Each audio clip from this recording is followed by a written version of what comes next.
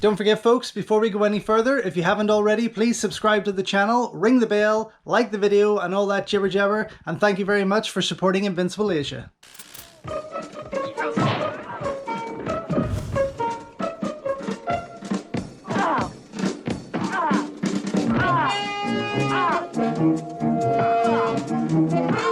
After a messy breakup with director Lo Wei, leaving Jackie fearing some triad threats for breaking his contract, the young star took a self-imposed exile to the West, which Golden Harvest saw as a chance to promote their newest action hero to the American audience. Along with the fun Cannonball Run 1 and 2, Raymond Chow produced Battle Creek Brawl with the hope of making it as successful as Bruce Lee's Enter the Dragon, the kung fu classic that was made 7 years earlier. Chow even went as far as hiring director Robert Klaus and producer Fred Weintraub, along with composer Lalo Schifrin, to bring the project to screen, a move that, in my eyes, became one of the main reasons that Battle Creek Brawl failed to make Jackie the star he should have been. Compared to what Jackie had put out before this project, such as Snake and the Eagle's Shadow, Drunken Master, Fearless Hyena, and his directorial debut, The Young Master, and obviously with what followed, it seems odd that Raymond Chow allowed Chan's talents to be dampened by the decisions of these American filmmakers. Robert Klaus had initially met Bruce Lee while directing an episode of Ironside that featured the young dragon as a martial arts instructor, and, of course, after the success of Enter the Dragon, would find solace in directing American-made martial arts movies with a similar flavour. These included Jim Kelly's Black Belt Jones and Golden Needles, before he would join forces with producer Raymond Chow to direct The Amsterdam Kill and Bruce Lee's Game of Death respectively, eventually leading to Battle Creek Brawl.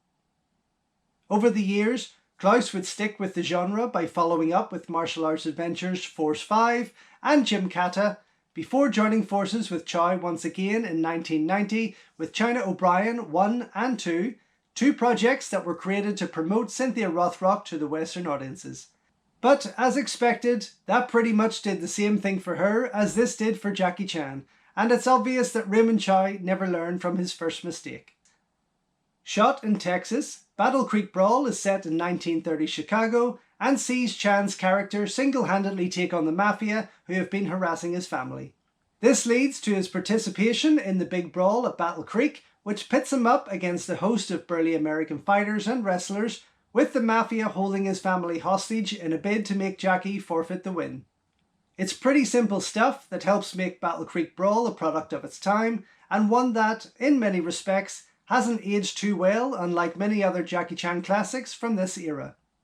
It's fair to say that, given the restraints put on him, Jackie Chan still impresses in his role as Jerry Kwan, from both an acting point of view and that of his acrobatic skills. And although he was really the star of the show, co-producer Fred Weintraub made sure that he had a strong supporting cast, bringing in established American actors such as Jose Ferrer, Lenny Montana, popular Japanese-American actor Mako, and Playboy model and actress Christine DeBelle, among many others, and over 1,000 extras.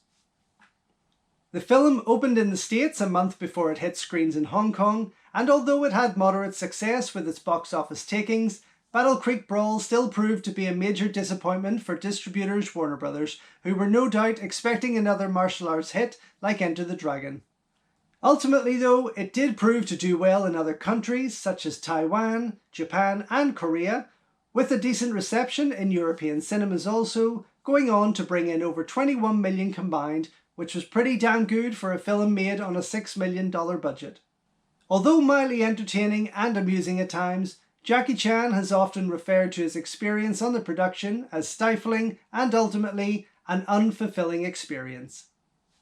So after 40 years, is there still much to love about Battle Creek Brawl? Well, apart from Jackie's charm and physical attributes, there's the very catchy score by Lalo Schifrin, a highly memorable tune that you'll be whistling for some time after watching. Jackie and Mako's shared time on screen is often quite enjoyable to watch, especially that of their training and infiltration of the mafia household. The Chinese-American cast who play Jackie's family are highly enjoyable, and then there's the relationship between his character and that of Christian DeBelle's, a connection of two races that is wonderfully captured and unquestioned, which was a rare subject matter for this period of American cinema. I guess it's also a bonus in knowing that this would actually be the first time audiences would get to hear Jackie's real voice on screen. His first movie shot in sync sound, not to mention his first full English language production, which is quite often forgotten by many who review his filmography. But compared to Enter the Dragon, Battle Creek Brawl is messy and at times cartoonish in its execution, and it's easy to see why it didn't highlight Jackie as the martial arts powerhouse and star that he was back in Hong Kong. While fans get to enjoy a diluted version of his energy and skills throughout the movie, it's quite clear that this Jackie Chan is not the same one from the aforementioned Kung Fu classics. Something that we would see repeated only 5 years later in The Protector for James Glickenhaus, and even in the first Rush Hour movie to some degree, with the restrictions of Hollywood health and safety holding him back from what he really wanted to do.